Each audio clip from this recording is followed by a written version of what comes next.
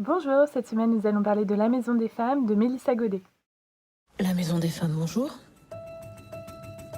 Alors, c'est Amina, c'est ça? C'est un espace pour elle, pour qu'elle puisse penser à autre chose. Et là, on donne tout. 3, 2, 1.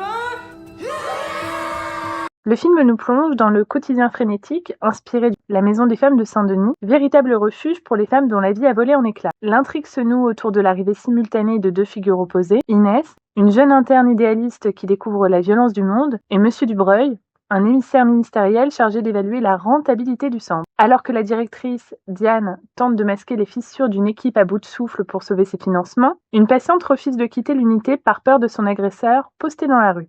Le récit devient alors une course contre la montre, non seulement pour protéger les patientes, mais pour préserver l'âme même de ce sanctuaire. Loin du voyeurisme ou de la plainte, ce film choral réussit à transformer un sujet de société brûlant, la prise en charge des femmes victimes de violences, en un geste cinématographique lumineux.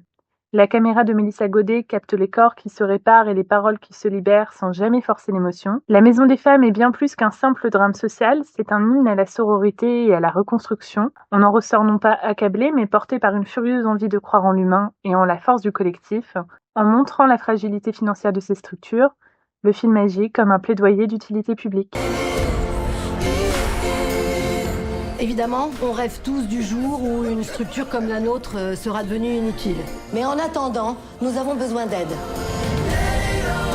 Il n'y en a pas beaucoup des gens qui changent la vie en mieux.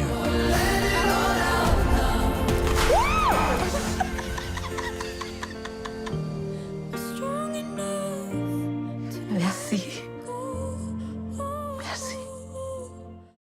Vous pouvez retrouver le reste de notre programmation sur notre site Cinéal Le Moderne. À bientôt!